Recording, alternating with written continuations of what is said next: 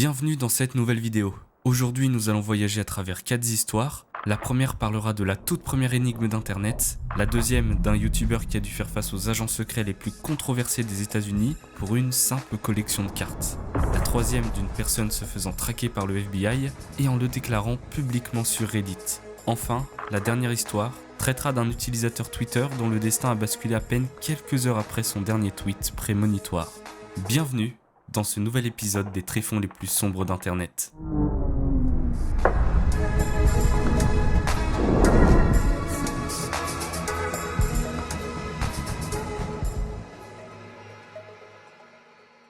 Avant, je consultais comme 99% des gens l'heure sur mon téléphone. Mais maintenant, j'utilise Allscairn. La dernière fois que j'ai porté une montre, ça doit remonter à au moins une bonne dizaine d'années et j'avais oublié le kiff que c'était d'en avoir une au poignet. Sauf qu'à cette époque, je portais ce genre de montre qui me servait principalement à chronométrer mon meilleur sprint dans la cour de récréation. Aujourd'hui, je me suis dit qu'il fallait passer à quelque chose d'un peu plus sérieux avec des montres plus classe. D'ailleurs, tout le monde me demande d'où elle vient. Wouah, c'est quoi la marque? Vous voyez? Et leurs montres sont présentées dans de magnifiques boîtes en bois. Attends, c'est pas du bois certifié FSC ça? Exactement, et ça veut dire que leurs produits ne sont pas issus de déforestation massive. Et Allscairn, c'est beaucoup plus que des montres. Ils proposent aussi des bijoux, tels que des colliers, des bracelets, des boucles d'oreilles, des bagues, des lunettes de soleil, et tout ça pour hommes comme pour femmes. Comme vous pouvez le voir, il y a énormément de choix, et je me suis dit que c'était l'occasion parfaite de faire plaisir à ma mère en lui prenant une paire de boucles d'oreilles et 2 colliers. Si vous aussi vous souhaitez faire plaisir à vos proches, c'est le bon moment puisqu'actuellement Allscairn vous fait une offre exceptionnelle jusqu'au 27 novembre. Si vous prenez 2 produits, Allscairn vous fait un cadeau d'un produit supplémentaire gratuit en passant par mon lien en description. En plus, les fêtes approchent, moi je dis ça, je dis rien. Merci encore à Allscairn de m'accompagner sur cette vidéo, maintenant je vais pouvoir bien flex comme il faut, et sur ce, je vous laisse avec la première histoire. Connaissez-vous les Pink Floyd ? Il s'agit d'un groupe de rock britannique très connu à travers le monde, notamment durant les années 70 avec l'album The Dark Side of the Moon, dont vous êtes quasiment tous obligés d'avoir vu au moins une fois la cover. Mais ce qui va nous intéresser pour cette histoire, ce ne sont pas leurs chansons, mais un mystère qui les entoure. Et ce mystère est né durant l'année 1994. Cette année-là, le groupe entame une immense tournée dans le monde entier pour leur dernier album, The Division Bell. Pour promouvoir l'événement, Columbia Records, la maison de disques des Pink Floyd, a conduit un dirigeable à leur image qui allait se déplacer entre les différents lieux du concert aux États-Unis. Lors de son inauguration le 10 janvier 1994, ce court-message a marqué quelques esprits mais retombe rapidement dans l'oubli après que l'euphorie du premier concert ne débute en mars 1994. Mars, avril, mai, juin, tout se déroule normalement avec des stats qui affichent complet à chaque fois. Mais le 11 juin, un événement interpellera les fans les plus fidèles. Ce jour-là, un utilisateur anonyme du nom de Publius poste un message sur le forum de discussion du groupe alt.music.pinkfloyd et il dit « Mes amis, vous avez entendu le message de Pink Floyd, mais l'avez-vous écouté? Je peux être votre guide, mais je ne résoudrai pas l'énigme pour vous. Vous devez tous ouvrir votre esprit et communiquer les uns avec les autres car c'est la seule façon de révéler les réponses. Je peux vous aider, mais seulement si des obstacles se présentent. Écoutez, lisez, réfléchissez, communiquez. Si je ne vous promets pas les réponses, vous partirez. Publius. » Cet utilisateur fait donc clairement référence à la phrase prononcée par le porte-parole et semble se définir comme un guide dans cette énigme. Peu de temps après, il poste un second message donnant davantage d'informations. Comme certains d'entre vous l'ont soupçonné, The Division Bell ne ressemble pas à ses prédécesseurs. Bien que toute bonne musique soit sujette à de multiples interprétations, dans ce cas, il y a un objectif central et une solution conçue. Pour la personne ingénieuse ou groupe de personnes qui reconnaît cela et vers où cette information pointe, un prix unique a été caché. Comment et où? The Division Bell. Écoutez encore, regardez encore, vos pensées vous guideront. Je conduis les aveugles pendant que je fixe l'acier dans vos yeux. Les paroles, les illustrations et la musique vous y emmèneront. Mais à ce moment-là, personne ne prend ce conte au sérieux. D'une part car il agit sous couvert d'anonymat, et d'autre part, il ne faut pas oublier que nous sommes en 1994, dans les prémices d'Internet. À cette époque, il y avait seulement 40 millions d'utilisateurs dans le monde, contre plus de 5 milliards aujourd'hui. La culture de l'énigme sur Internet n'était donc pas un concept très répandu, et donc peu de personnes se sont investies de manière sérieuse et ont été sceptiques face à ce mystérieux personnage. La majorité des utilisateurs cherchaient plutôt à savoir qui il était, plutôt que de résoudre l'énigme, ce à quoi il a répondu. Tout d'abord, en poursuivant votre lecture, vous comprendrez mieux pourquoi mon identité ne peut être révélée. Répétons-le, Je suis un messager, c'est aussi simple que cela. Je ne peux pas vous dire qui m'a envoyé, mais je peux vous dire que j'ai été dirigé vers vous parce que vous êtes un groupe solide de fans et d'experts de Pink Floyd. Les membres de votre groupe de discussion qui ont choisi de dénigrer mes messages parce que je ne peux pas divulguer mon identité, choisissent clairement de se concentrer sur le messager et non sur ce qui a été révélé dans les messages. C'est regrettable. J'aimerais penser que tout le temps que vous avez passé à écouter, discuter et penser à Pink Floyd, vous avez été attiré par quelque chose d'unique et de potentiellement extraordinaire. Un mois plus tard, le 16 juillet, il décide d'employer la manière forte. Afin d'acquérir la confiance de ceux qui croient et de réconcilier les doutes des autres, je me suis donné beaucoup de mal pour planifier l'affichage suivant de la communication. Lundi 18 juillet, East Rutherford, New Jersey. Vers 22h30, lumière blanche clignotante, il y a une énigme. Confiance. Alors que le scepticisme de la communauté était à son paroxysme, le lundi 18 juillet, à East Rutherford, vers 22h30, voici ce qu'il se passe.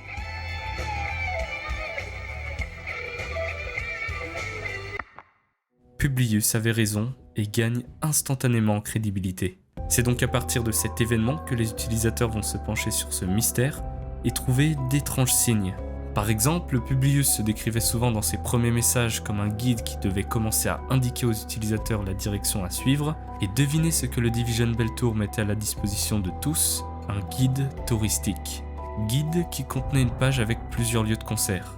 En portant ce guide à la lumière, on pouvait y observer une page située derrière qui contenait un homme avec une immense cape pointant tout droit vers la ville de Détroit. Il est difficile d'établir une chronologie concernant le mystère de Publius, mais à cette époque, il semble avoir acquis suffisamment d'importance pour être abordé comme un sujet d'interview pour les membres du groupe.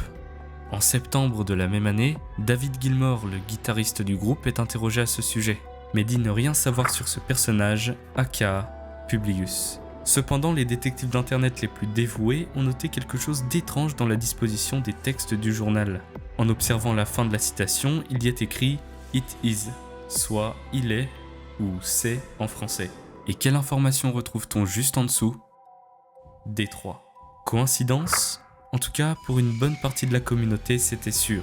La suite de l'énigme se trouve là-bas. D'autres indices seront retrouvés au fur et à mesure que le temps passe, comme la mention du mot Publius sur une affiche du clip Learning to Fly, l'apparition du mot Enigma lors de leur concert à Londres le 20 octobre, puis modifié dans une version vidéo sortie l'année d'après. Et même lorsque les nouveaux indices commençaient à se faire rares, des analyses de pochettes d'albums ont été faites, il y a même un site qui répertorie toutes ces analyses, mais spoiler alert, rien de concret n'a été trouvé. Malgré les dizaines de relances de la part de Publius, des observations sont faites, mais aucune conclusion n'en sont tirées. Et ce qui va venir rendre l'aventure encore plus compliquée, c'est le moment où le compte de Publius va être clôturé car le service de mail qu'il utilisait a fermé. Nous sommes désormais en 1996, et outre le fait que le mystère avait déjà bien perdu en attractivité, désormais, le guide avait disparu. Plus tard, un compte sous le nom de Genesis apparaîtra et prendra la relève, cependant beaucoup le considèrent comme un troll, étant donné qu'il n'a pas pu fournir de preuves aussi solides comme Publius l'avait fait. Depuis, il n'y a donc pas eu d'avancée concernant l'énigme, mais il y en a eu seulement concernant son auteur. En 2005, le batteur du groupe, Nick Mason, dira « C'était un stratagème de EMI. Ils avaient un homme qui travaillait pour eux et qui adorait les puzzles. Il travaillait pour EMI et a suggéré de créer un puzzle qui pourrait être suivi sur le web. Le prix n'a jamais été décerné. À ce jour, l'énigme n'a toujours pas été résolue. » L'énigme aurait donc été lancée par leur propre label, peut-être pour booster les ventes d'albums et créer un lore supplémentaire autour de celui-ci. Cela expliquerait donc pourquoi ce fameux Publius avait autant de pouvoir. Le pouvoir de s'approprier la forme que prendraient des éclairages d'un concert, l'arrière-plan d'une scène, de faire apparaître son pseudo sur les œuvres des artistes, tout cela ne pouvait pas être l'œuvre d'une personne lambda. En tout cas, ce qui est sûr, c'est qu'il s'agit de l'œuvre de l'entourage du groupe, mais s'agit-il réellement d'EMI ? Nous ne le saurons probablement jamais. Tout ce que nous pouvons affirmer, c'est que Enigma Publius est l'une, si ce n'est la première énigme et ARG d'Internet. On peut donc dire que la personne ou le groupe derrière a été le précurseur de ce mouvement.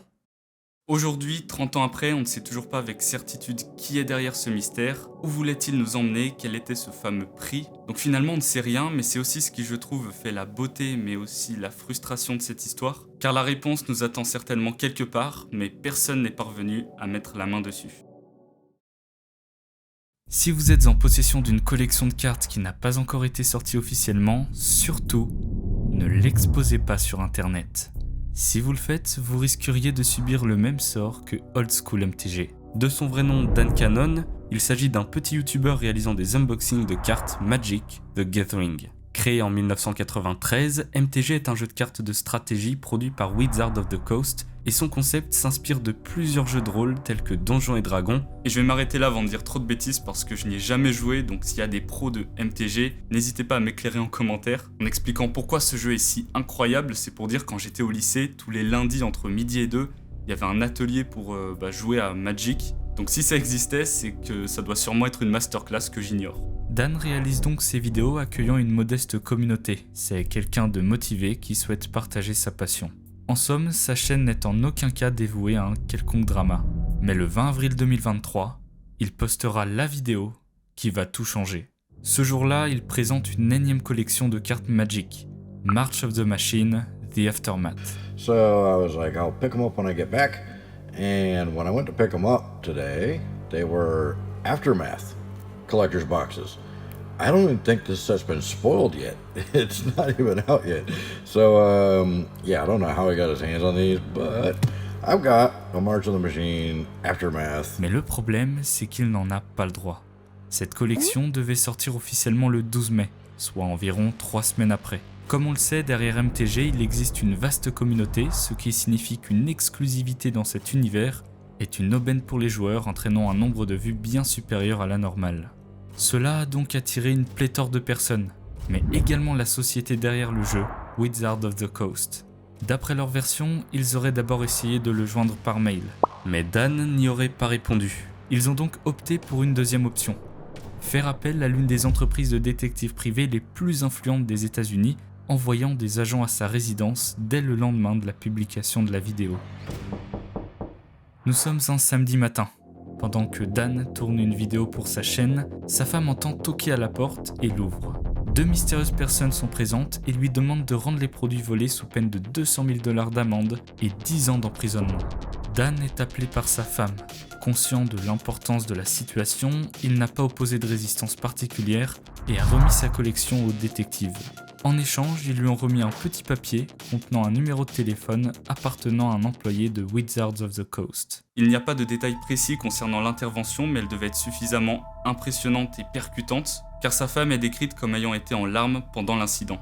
En appelant l'employé, Dan explique qu'il ne s'agissait pas d'un vol, comme il était sous-entendu, mais que cette collection lui avait été remise par un vendeur de cartes qui n'était pas familier avec Magic. D'ailleurs, le vendeur a eu accès à cette collection, car grâce à son poste, il a accès à ce genre de jeux de société en avance pour les proposer aux clients le jour de leur sortie. L'erreur est donc compréhensible, dans la mesure où le nom de la nouvelle collection est similaire à la précédente. Celui-ci lui a vendu la collection March of the Machine The Aftermath au lieu de March of the Machine, par confusion donc. L'employé est devenu plus compréhensif et s'est excusé d'avoir fait appel à une société de détectives dans cette affaire. En guise de compensation, la société qui gère le jeu de cartes envisage de lui offrir des boosters gratuits. Oui, c'est tout. Après ces événements, Dan a créé une brève vidéo pour expliquer la situation, déclenchant ainsi une véritable tempête de réactions. Cela a été d'autant plus marqué par la découverte ultérieure que les détectives avaient préalablement harcelé ses voisins âgés de 80 ans pour obtenir des informations à son sujet. Ce qui avait été initialement pris avec légèreté s'est rapidement transformé en consternation face aux mesures prises. Les détectives en question, les Pinkerton. Oui, les mêmes méchants que dans Red Dead Redemption. Bon alors bien sûr ils se sont modernisés depuis, mais ce qui insurge énormément d'utilisateurs, c'est le fait que les Pinkerton soient très controversés dans l'histoire. Ils auraient fait des choses pas jolies. Pour la petite histoire, Pinkerton c'est une agence fondée par Alan Pinkerton vers 1850 aux États-Unis. Bien qu'il ait commencé comme fabricant de tonneaux, il a très vite changé de direction et a créé Pinkertons en découvrant accidentellement une bande de faux monnayeurs. Il a ensuite occupé des postes tels que shérif adjoint grâce à ses exploits comme la fois où il a déjoué un plan qui visait à assassiner le président des États-Unis de l'époque. L'agence monte donc en popularité jusqu'à devenir la plus puissante du pays, accueillant plusieurs centaines de détectives. Mais le moment à partir duquel Pinkerton s'est devenu controversé, c'est lorsqu'ils ont commencé à être impliqués dans des affaires anti-syndicales. Après la guerre de sécession, les Pinkertons ont été sollicités par des entreprises pour mener des opérations contre les syndicats. Ils les ont infiltrés, fourni des gardes, empêché les grévistes et les syndicalistes d'entrer dans les usines et ont même recruté des escouades de tueurs à gages pour intimider les travailleurs. Cette implication a souvent conduit à des conflits violents, tels que la grève marquante de Homestead en 1892, où des agents Pinkerton ont été mobilisés. Le bilan de cette grève inclut la mort de 3 agents Pinkerton et de 9 métallurgistes. Les Pinkertons étaient donc connus pour utiliser des tactiques brutales lors de leur mission. Au cours du XXe et du XXIe siècle, les Pinkertons ont évolué et ont été rachetés par une multinationale suédoise. Bien qu'ils se soient modernisés, quelques controverses continuent de naître, comme par exemple cette fois en 2020 où un agent de sécurité sous contrat avec Pinkertons a abattu un manifestant qui l'a aspergé de spray anti-ours. C'est donc précisément le recours à une entreprise avec une telle réputation qui a suscité l'indignation de l'ensemble de la communauté et des médias, en particulier en raison de la nature de l'affaire. Néanmoins, la réaction de Wizards of the Coast s'explique par la valeur économique considérable de leur entreprise, pesant des milliards de dollars. Lorsqu'ils ont constaté que leur prochaine collection avait fuité, ils ne savaient pas à ce moment-là si cette fuite était d'envergure majeure ou non.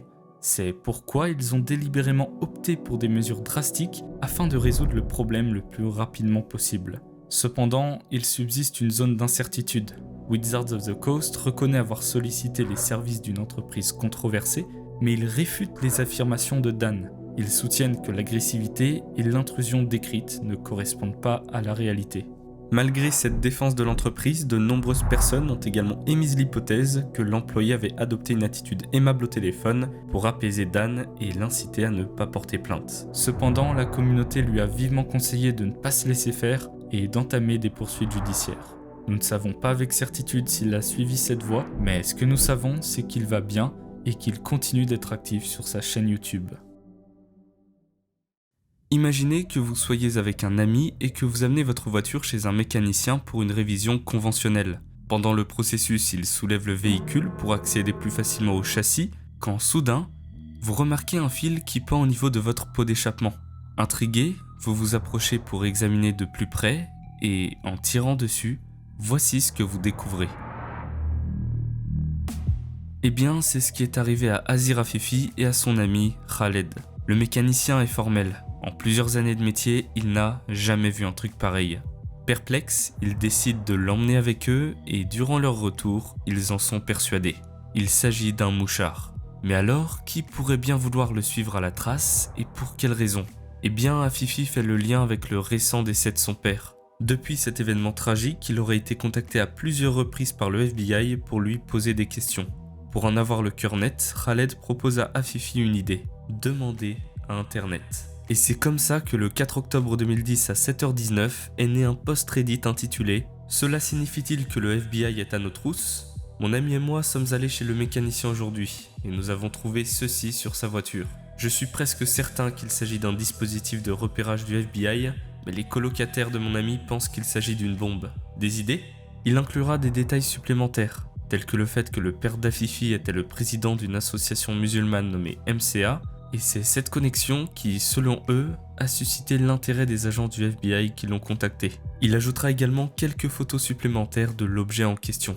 Seulement 5 heures plus tard, ils obtiendront une réponse qui les confortera dans leurs craintes. C'est le Guardian ST820.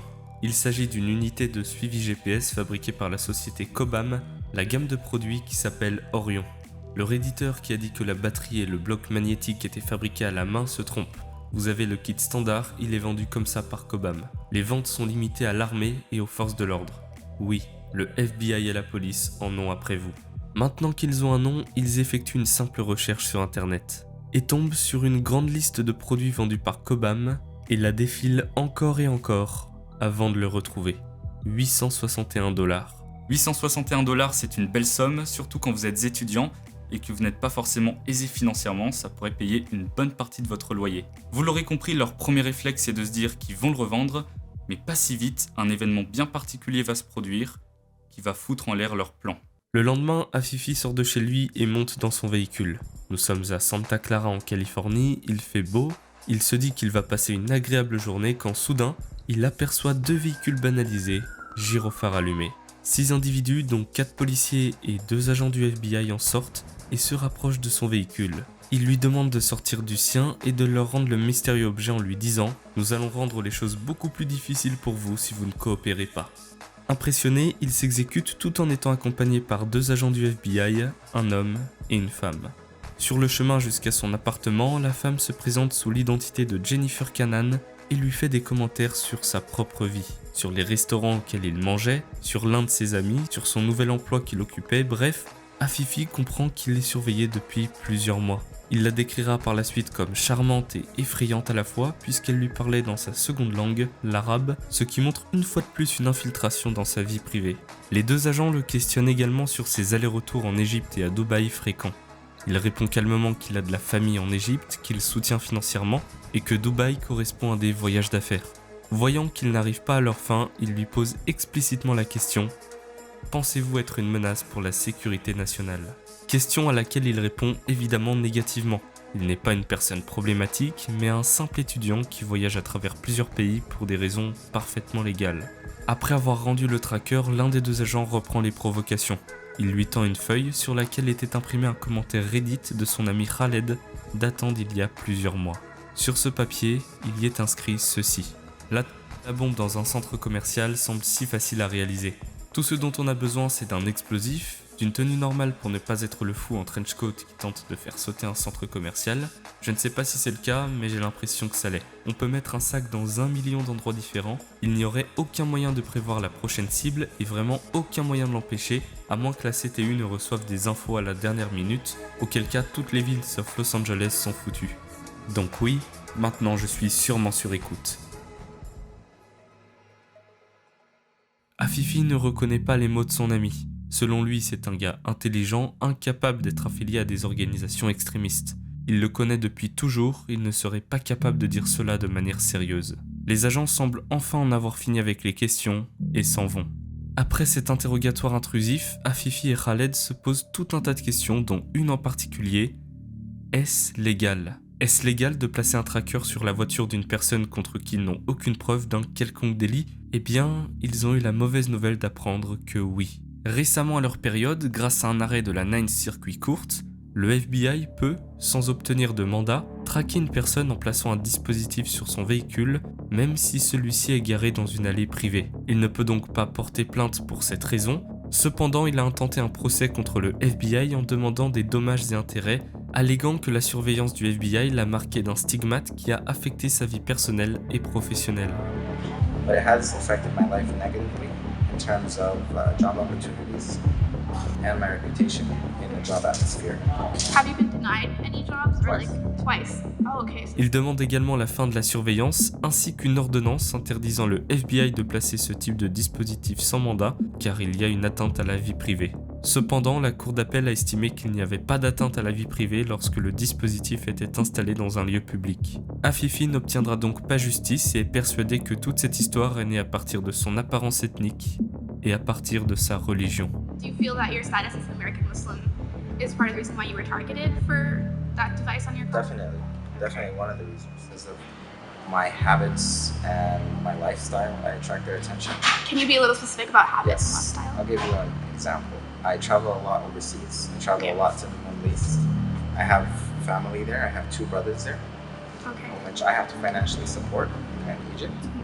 Entre-temps, cette affaire a éclaté au grand jour et il y a eu plusieurs types de réactions. D'abord, il y a ceux qui ont littéralement vanné le FBI sur leur système de tracking qui fait la taille d'une matraque. Niveau discrétion, on a vu mieux. En réponse à cette observation, un ex-agent a affirmé que l'appareil en question était un modèle plus ancien et qu'il avait depuis été remplacé par un autre qui n'exige pas de batterie indépendante. Au contraire, il se connecte directement à la batterie du véhicule cible, offrant ainsi une plus grande autonomie.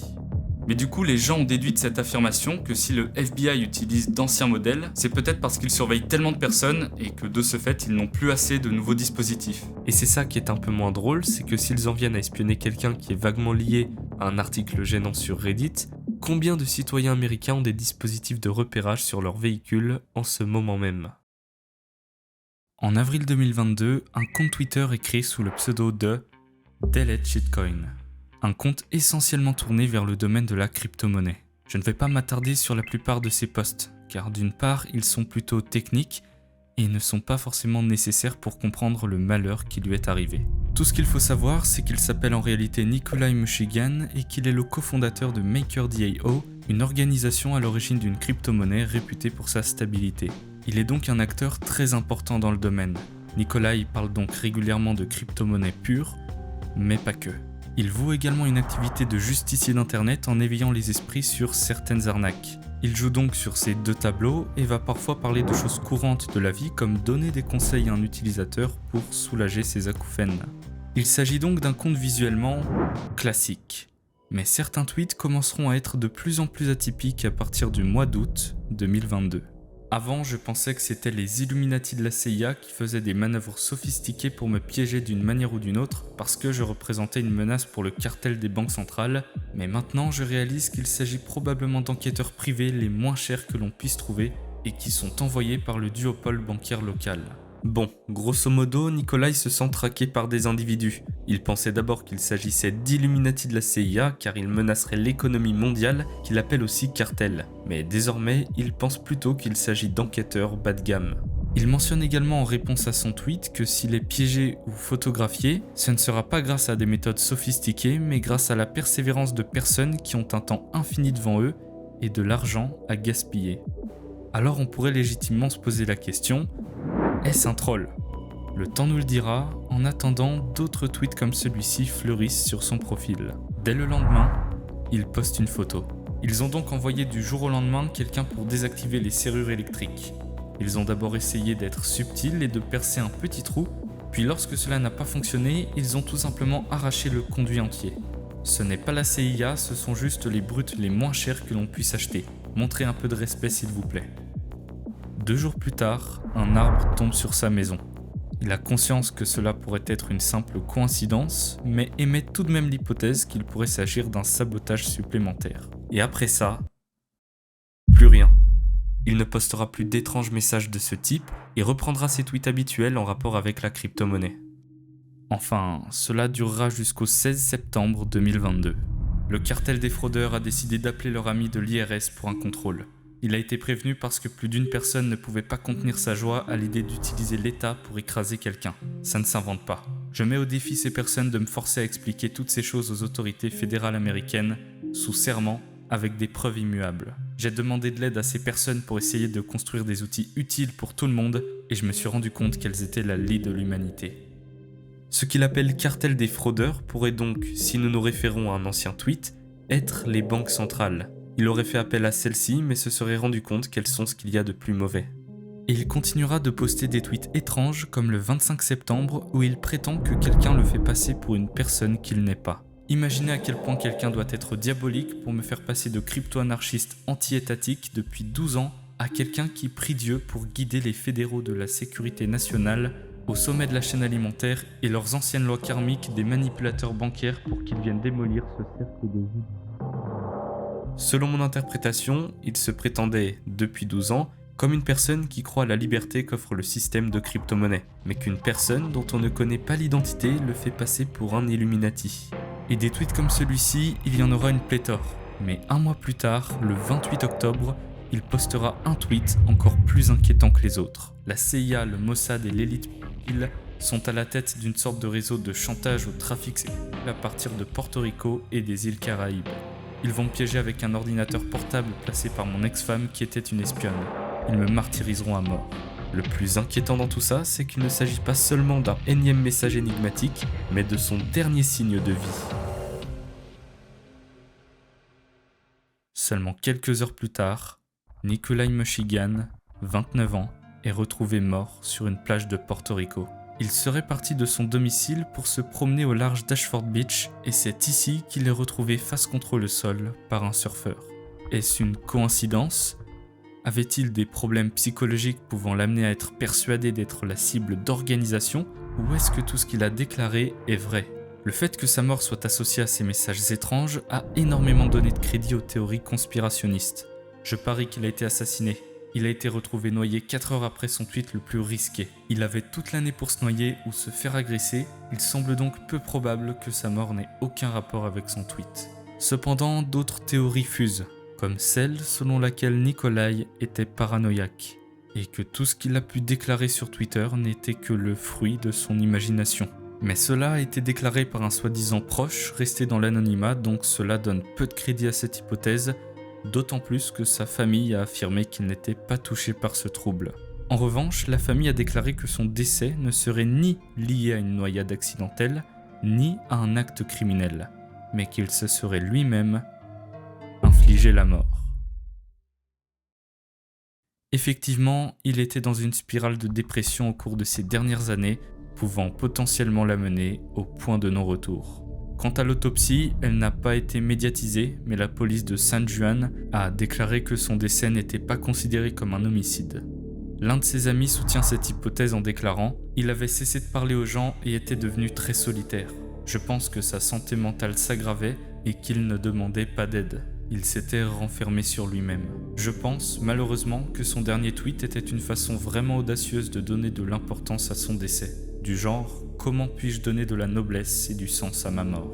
Le dernier souffle de Nikolai reste donc un mystère, même si le discours de la famille et de ses proches semble le plus proche de la réalité. Il est possible qu'il ait souhaité s'en aller tout en attirant l'attention sur un problème sociétal qu'il jugeait très important. Merci d'avoir regardé cette vidéo jusqu'au bout, j'espère que vous avez aimé ces histoires et la manière dont elles ont été amenées. Si vous en voulez plus, je ne peux que vous rediriger vers cette vidéo, dans laquelle je raconte également plusieurs histoires bien dérangeantes comme il faut. Je suis sûr que vous ne regretterez pas d'aller la voir. Encore merci à Allscairn de m'avoir accompagné sur cette vidéo, et moi je vous dis à la prochaine pour une prochaine vidéo. A plus.